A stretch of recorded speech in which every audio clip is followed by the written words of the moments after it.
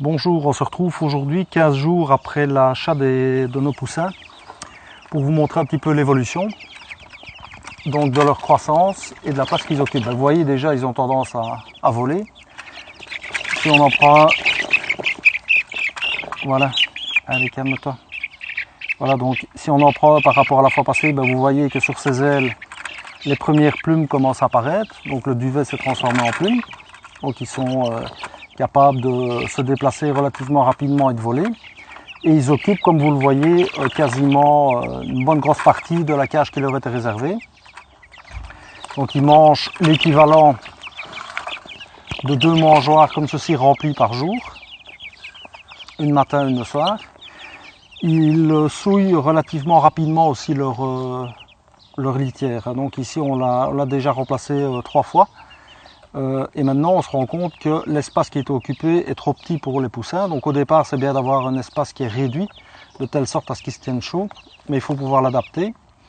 Et donc ce qu'on va faire, c'est qu'on va les transvaser dans une cage qui est à une dimension quand même relativement plus grande, tant qu'ils restent à l'intérieur. Il y a une autre solution aussi, c'est que quand il y a de beaux jours, on peut les placer en extérieur, donc comme je vous le montre ici. Donc on a construit avec des palettes de récupération un enclos, voilà qui s'en va. Un deuxième, je vous disais que les ailes commencent à pousser. Un troisième, voilà, on va les laisser refermer à l'intérieur pour ne pas avoir de blagues. Et donc on leur a construit un enclos qui leur permet déjà de picorer, de découvrir et de manger de l'herbe. Évidemment pour la nuit il faut les rentrer et donc on a prévu une autre cage. Voilà, un point important que j'avais soulevé dans la dernière vidéo, c'était la nécessité de pouvoir donner de la chaleur aux poussins quand ils sont la nuit rentrés à l'intérieur. Par rapport à ça, je voudrais vous faire plusieurs constats. D'abord le premier, c'est sur l'utilisation de la lampe. Donc une des personnes qui nous suit sur YouTube nous a justement fait remarquer qu'il fallait être prudent et d'utiliser un socle en céramique pour éviter la dispersion de chaleur et les risques d'incendie dans la maison. C'est pourquoi nous avons acheté donc un autre support qui permet de maintenir les lampes avec une plus grande sécurité, donc quand les poussins sont à l'intérieur.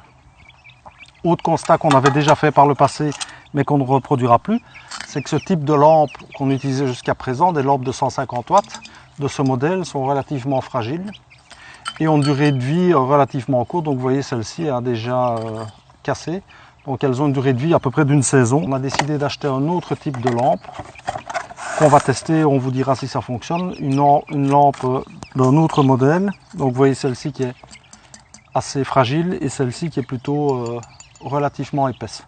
Donc on va tester ce modèle-là et on vous dira ce qu'il en est. D'autant plus que sur ce modèle de support, on sait diminuer la puissance par 2, ce qui fait qu'on sait régler la puissance de chauffe. Voilà, donc ce qu'on va faire avant la prochaine vidéo, c'est replacer les poussins que vous avez vus tout à l'heure dans une autre cage pour la nuit.